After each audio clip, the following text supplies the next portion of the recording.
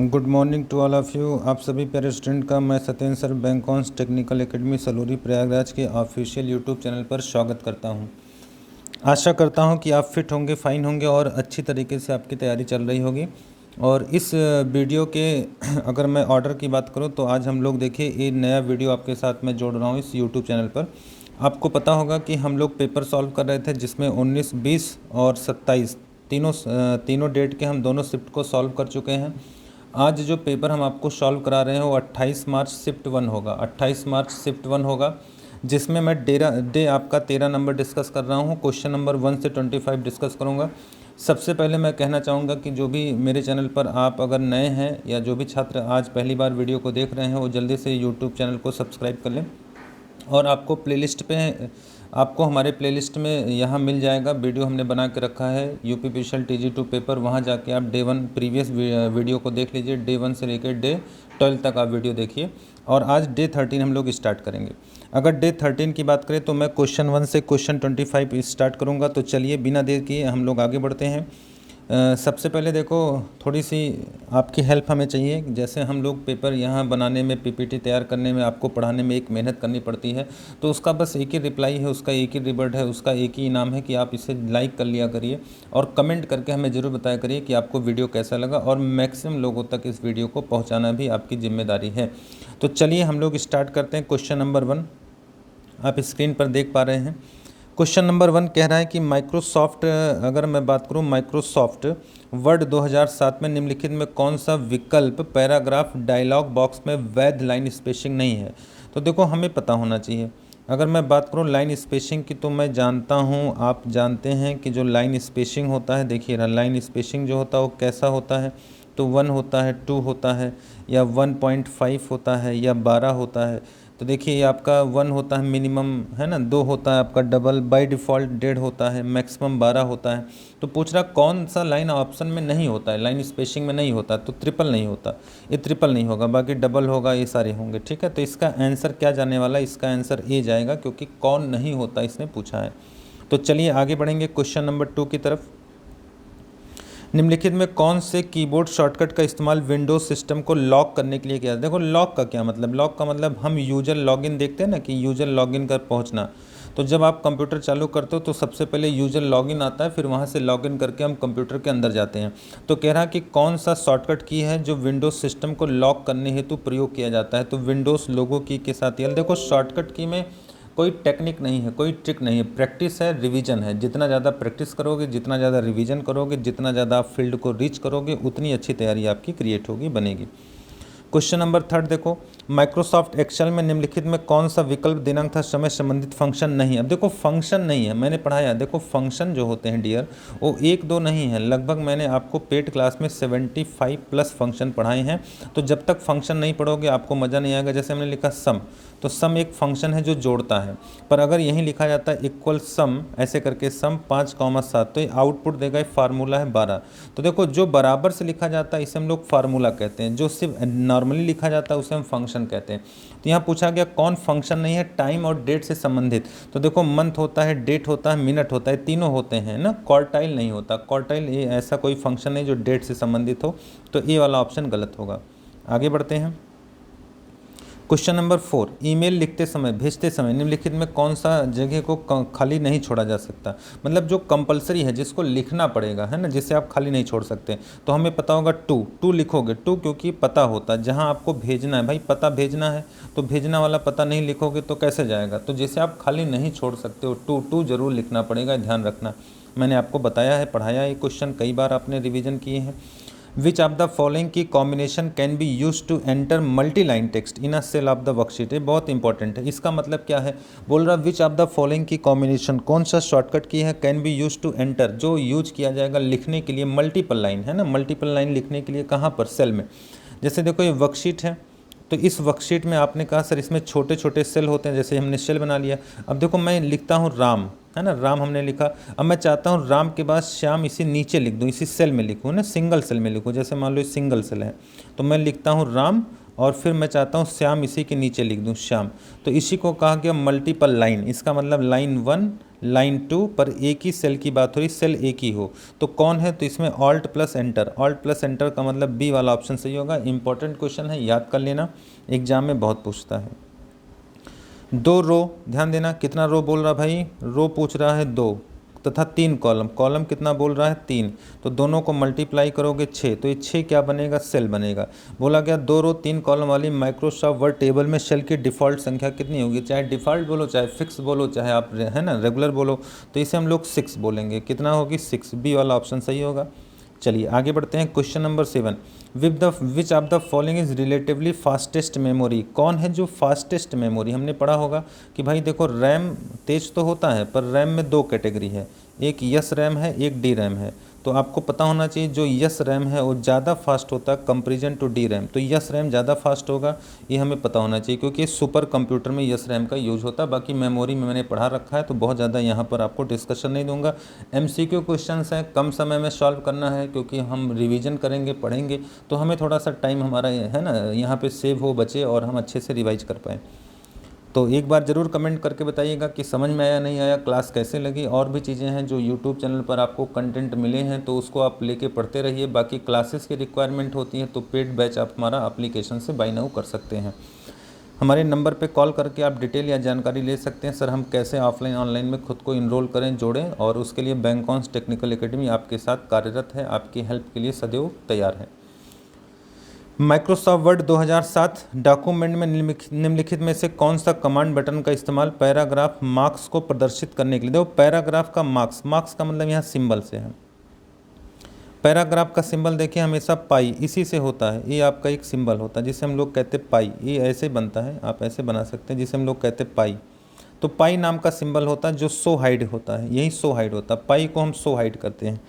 तो ध्यान रखिएगा, दर्शन लेके आता है तो शो हाइट के लिए, पैराग्राफ क्यों इस्तेमाल होता है, शो हाइट के लिए। जैसे उस दिन मैंने पढ़ाया था, मैंने बताया था, जैसे हम लिखते हैं राम और श्याम, अब देखो राम और श्याम हम लिखते हैं तो बीच में यहाँ देखो स्पेस है, पर ये स्पेस हमें नहीं दिखेगा, क्यों नहीं दिखेगा, क्योंकि हाइड है। अगर हम इसको शो कर देंगे तो ये हाइड है, अगर इसको हमने शो कर दिया तो यहाँ डॉट दिखेगा। तो ध्यान रखिएगा हमेशा जब भी आप स्पेस देते हो, एंटर करते हो, है ना, ऊपर जाते हो नीचे जाते हो, तो सब जगह एक डॉट क्रिएट होता है, कुछ सिंबल क्रिएट होते हैं, उसी को हम लोग पैराग्राफ मार्क्स कहते हैं, जो बताता है कि हमारा पैराग्राफ कैसे लिखा गया है। क्लियर है, चलिए आगे बढ़ते हैं। URL का पूर्ण रूप क्या है, URL मैं बार बार बताया हूँ, आप 100 बार इसे जानते हो। URL का पूरा नाम होता है यूनिफॉर्म रिसोर्स लोकेटर। अब देखो कौन सा ऑप्शन सही है, सी वाला ऑप्शन सही है, यूनिफॉर्म रिसोर्स लोकेटर। एक एक वर्ड को बड़े अच्छे से पढ़ना होगा तभी कन्फ्यूजन क्रिएट होगा, तभी यहाँ पे कन्फ्यूजन हमारा पकड़ में आएगा, दैट्स मीन सॉल्यूशन हमें समझ में आएगा। माइक्रोसॉफ्ट वर्ड 2007 में लेफ़्ट हो राइट हो, चाहे लेफ़्ट की बात करो, राइट की बात करो, सेंटर की बात करो, जस्टिफाई की बात करो, ये सब क्या होते हैं, सब अलाइनमेंट होते हैं। आप पढ़े हो सर ये अलाइनमेंट होते हैं, तो चाहे अलाइनमेंट बोल दे चाहे पैराग्राफ अलाइनमेंट बोल दे, तो बी वाला ऑप्शन सही होगा। चलिए आज आशा करता हूँ कि समझ में आ रहा होगा। माइक्रोसॉफ्ट वर्ड 2007 है ना, फॉन्ट साइज ड्रॉप डाउन सूची से चुनी जा सकने वाली सबसे छोटी फॉन्ट क्या है, तो देखो ये माउस, जैसे आप साइज बात करते हो तो माउस में देखिए 8 होता है, 9 होता है, 10 होता है, 11 होता है, तो जो सबसे छोटा है 8 सबसे छोटा है, ध्यान रखना 8 सबसे छोटा है। निम्नलिखित एक्सेल फार्मूला का मान क्या होगा, अब ऐसे प्रश्नों को आप गलत करते हो, जब भी ऐसा प्रश्न आए, देखो लिखा गया ना 64 डिवाइड बाई 8 डिवाइड बाई 4 -2 -/2, ये ऐसे लिखा गया, तो ऐसे प्रश्न को हमेशा देखो लेफ़्ट से सॉल्व करो, लेफ़्ट से। तो देखो 8 से पहले काटो, 8 × 8 = 64 है ना, अब 4 दूना 8 है, 2 हो गया, और 2 से 2 कट गया, 1 हो गया, तो 2 - 1 बराबर कितना, 1। इसका मतलब डी वाला ऑप्शन सही है। इस वीडियो को बहुत अच्छे से देखिएगा, ये क्वेश्चन बहुत इंपॉर्टेंट है। निम्नलिखित में कौन से कीबोर्ड शॉर्टकट का इस्तेमाल गूगल क्रोम ब्राउजर में अंतिम टैब पर जाने के लिए किया था। अब देखो ध्यान रखना, ये अंतिम टैब क्या है भाई, अंतिम टैब का मतलब क्या है, तो हमें पता होना चाहिए, आप सभी को पता होना चाहिए।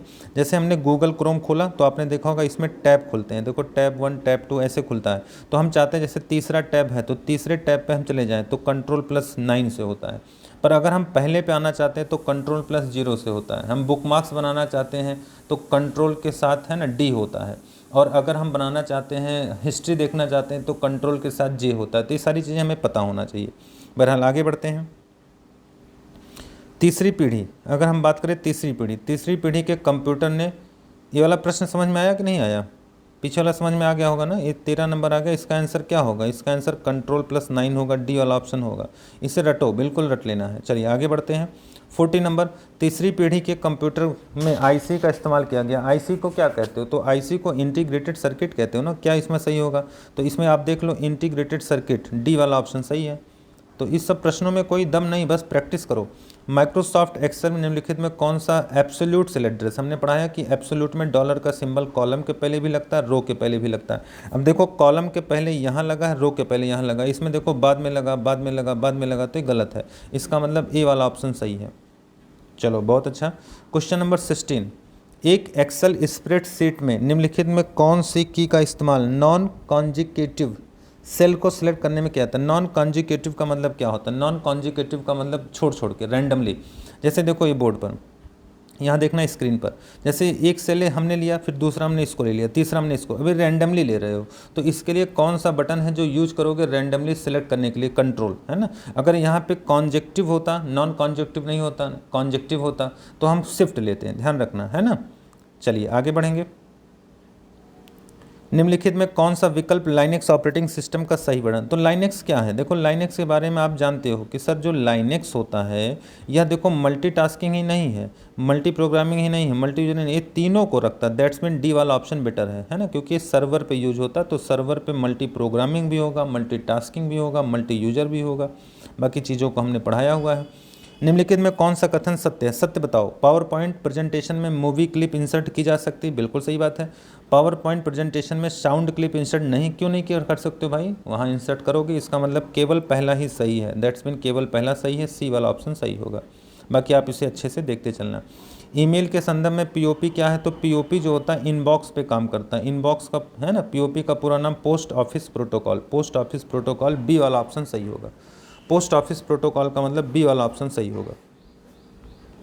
चलिए आगे बढ़ेंगे। 20 number, the standard use to define a method of exchanging data over a computer network is called. देखिए यहाँ कह रहा है ना, the method is use to, the standard use to define a method, एक विधि है exchanging data over a computer network. तो देखो मेथड क्या है, एक स्टैंडर्ड मानक क्या है? तो मानक कौन है? जिसे हम कहते हैं रूल, जिसे हम कह सकते हैं रूल ऑफ नेटवर्क। किस मानक के तहत हम डाटा को ला रहे हैं, ले जा रहे हैं, एक्सचेंज कर रहे हैं, पहुंचा रहे हैं, तो उसे हम प्रोटोकॉल कहते हैं। दैट्स मीन प्रोटोकॉल का मतलब ए वाला ऑप्शन सही होगा। तो ध्यान रखना, ये रूल के बारे में बात कर रहा है। निम्नलिखित में कौन सा कीबोर्ड शॉर्टकट की का इस्तेमाल गूगल क्रोम में डाउनलोड विंडो को खोलना? तो डाउनलोड अभी हमने पढ़ा है Ctrl+J। देखो Ctrl+J डाउनलोड को खोलता है, डी बुकमार्क्स को बनाता है, 9 है ना, न्यू टैब पे जाता है, तो ये हमें याद होना चाहिए। एक आल्ट नहीं, कंट्रोल है ना, ये आल्ट नहीं, इसमें नहीं चलता। ये 3 हमने बता दिया है। इसमें आंसर क्या सही हो जाएगा? बोल रहा ना, हिस्ट्री पर जाता है। डाउनलोड विंडो को तो Ctrl+J के साथ जाएगा, बी वाला ऑप्शन सही होगा। चलिए आगे बढ़ेंगे। Which of the following alignment option keep each line of a paragraph at equal distance from the left and right margin in Microsoft Word? देखो इसमें क्या कह रहा है, ध्यान से सुनना। देखो क्या कर रहा, which of the following alignment option keep each line of a paragraph, देखो पैराग्राफ की बात कर रहा है, एट इक्वल डिस्टेंस है ना, from the left and right page margin in Microsoft. ये सेंटर होगा, इसे हम लोग सेंटर कहते हैं। ये सेंटर होगा जो पैराग्राफ के लिए यूज होगा। माइक्रोसॉफ्ट वर्ड से संबंधित निम्नलिखित में कौन सा कथन गलत है? देखो गलत क्या है, पकड़ना इसे। प्रत्येक डॉक्यूमेंट में एक ड्रॉप कैप होना चाहिए। ड्रॉप कैप का मतलब समझते हो? जैसे मैंने राम लिखा तो राम का बड़ा लिख दे और बाकी सब वैल्यू छोटा, ऐसे करके ड्रॉप कैप होता है। तो क्या ड्रॉप कैप होना ही चाहिए? ऐसी कंपलसरी तो नहीं है। तो यही तो मुझे गलत लग रहा है, पहला ही गलत लग रहा है, दूसरा तो बाद में देखेंगे, है ना। चलिए आगे बढ़ते हैं, आगे बढ़ेंगे, नेक्स्ट क्वेश्चन पे मूव करेंगे। 8 बिट का इस्तेमाल करके कितने यूनिक बाइनरी कोड जनरेट किए? जब भी 8 बिट होगा 2 की पावर 8, दैट्स मीन 256। बोलो कितना हो जाएगा? 256। बी वाला ऑप्शन सही होगा, बी वाला ऑप्शन सही होगा। आगे बढ़ते हैं। 25 नंबर, माइक्रोसॉफ्ट पावर पॉइंट 2007 में आप है ना खाली स्थान को इस्तेमाल करके शेप और लोगो इंसर्ट करते हैं जो स्वतः ही स्वयं स्लाइड पर लगातार प्रदर्शित होगा। ये स्लाइड मास्टर होता है। देखो जब भी हम किसी एक्स्ट्रा चीज़ को जोड़ते हैं, कोई भी चीज़ अगर हम जोड़ेंगे तो स्लाइड मास्टर जरूर उस पर लेता है, तो स्लाइड मास्टर इसका आंसर ए सही होगा। तो चलिए आज के लिए बहुत अच्छा सेशन था ये, और आप लोगों का जो है ये हमारा एक सपोर्ट हमें चाहिए कि आप वीडियो देखिए, लोगों तक पहुंचाइए, शेयर करिए, रिवाइज करिए, खुद की कंपटीशन तैयारी बना के चलिए। तो थैंक्स फॉर वाचिंग। फिर कल मिलेंगे इसके आगे वीडियो लेके। आपका भी इसका सेकंड पार्ट और 28 सेकंड शिफ्ट के दोनों पार्ट में डिस्कस कराऊंगा। Okay, thank you.